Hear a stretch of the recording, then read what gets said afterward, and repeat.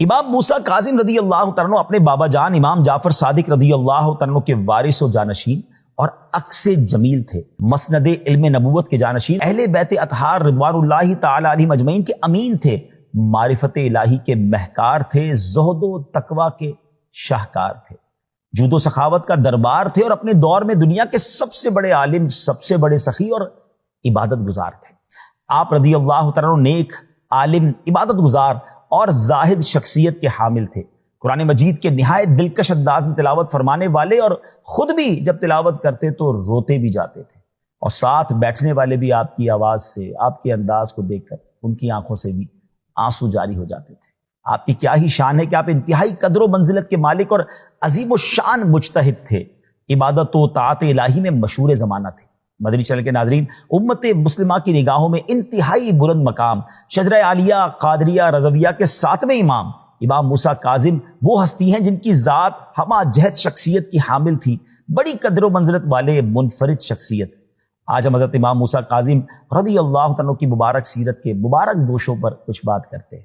حضرت امام موسیٰ کاظم رضی اللہ عنہ کا تعارف۔ آپ 7 صفر المظفر 128 ہجری بروز منگل طلوع فجر کے وقت مکہ مکرمہ اور مدینہ منورہ کے درمیان واقع جو علاقہ ہے ابوا شریف، جہاں پیارے آقا علیہ السلام کی پیاری امی جان حضرت بی بی آمنہ رضی اللہ تعالیٰ عنہ کا مزار شریف ہے، اس میں پیدا ہوئے۔ سبحان اللہ، آپ کا مبارک نام موسیٰ اور کنیت ابو الحسن اور ابو ابراہیم، اور القابات صابر، صالح، امین، جبکہ سب سے مشہور لقب آپ کا کاظم ہے۔ بہت زیادہ معافی اور درگزر کرنے کے سبب آپ کا لقب جو ہے کاظم یعنی غصہ پی جانے والا ہوا۔ اللہ اکبر، آپ کا لقب ہی کتنا پیارا ہے کہ کاظم کہتے ہیں غصہ پی جانے والے کو۔ سبحان اللہ، سبحان اللہ۔ امام اہل سنت اعلیٰ حضرت کیا خوبصورت شعر آپ کی شان میں لکھتے ہیں: شان حلمن کان علمن جان سلمن السلام، موسیٰ کاظم جہاں ناظم میرا امداد کن۔ سبحان اللہ۔ امام موسیٰ کاظم اہل بیت اطہار کے چشم و چراغ اور عظیم تابعی بزرگ حضرت امام جعفر صادق کے صاحبزادے اور سلسلہ عالیہ قادریہ رضویہ کے 7ویں پیر و مرشد ہیں۔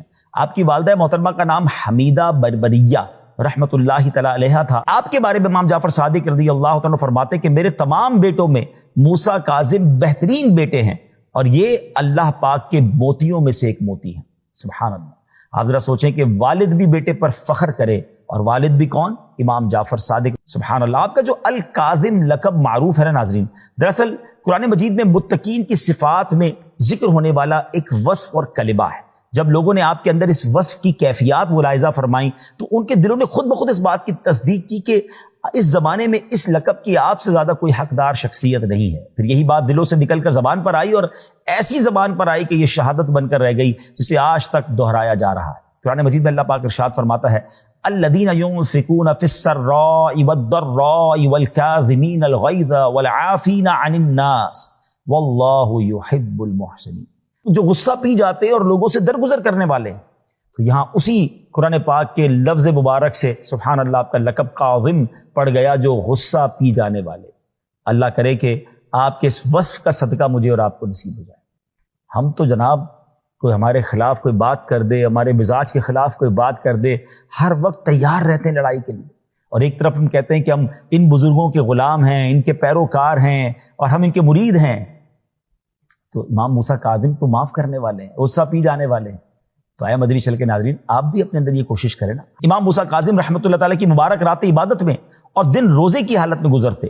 بہت زیادہ عبادت کرنے کی وجہ سے آپ کو عبد صالح یعنی نیک بندے کے لقب سے یاد کیا جاتا ہے۔ حلم و بردباری یعنی قوت برداشت کا یہ عالم تھا کہ آپ کا لقب کاظم یعنی غصہ پی جانے والا آپ کی پہچان بن گیا۔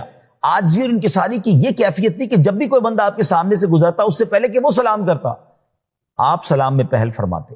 اگر معلوم ہوتا کہ کوئی آپ کو تکلیف پہنچانے میں لگا ہوا ہے تو بھی آپ اس کی ضرورت پوری فرماتے، یعنی یہ پتہ بھی ہوتا کہ یہ میرا دشمن ہے، مجھے تکلیف پہنچانا چاہتا ہے، آپ اس کے ساتھ اچھا برتاؤ کرتے۔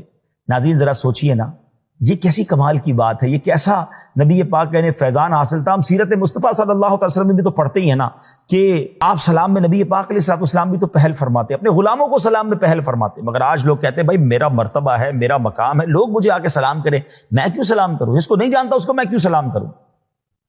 نہیں، سنت یہ ہے کہ جس کو جانے جس کو نہ جانے، مسلمان ہے سلام آپ کریں، اور پہل کریں گے تو ثواب بھی آپ کو زیادہ ملے گا۔ اور سبحان اللہ، جو سلام میں پہل کرنے والے ہوتے ہیں نا، ان کے دل سے تکبر دور ہو جاتا ہے، ہاں دل صاف ہو جاتا ہے۔ اگر آپ چاہتے ہیں کہ ہمارا دل عاجزی کا پیکر رہے تو سلام کو عام کریں اور سلام میں پہل کریں۔ اور سبحان اللہ، اتنی بڑی شخصیت، اتنے بڑے خاندان سے تعلق، مگر آپ جس کو جانتے نہ جانتے سب کو سلام میں پہل فرماتے ہیں۔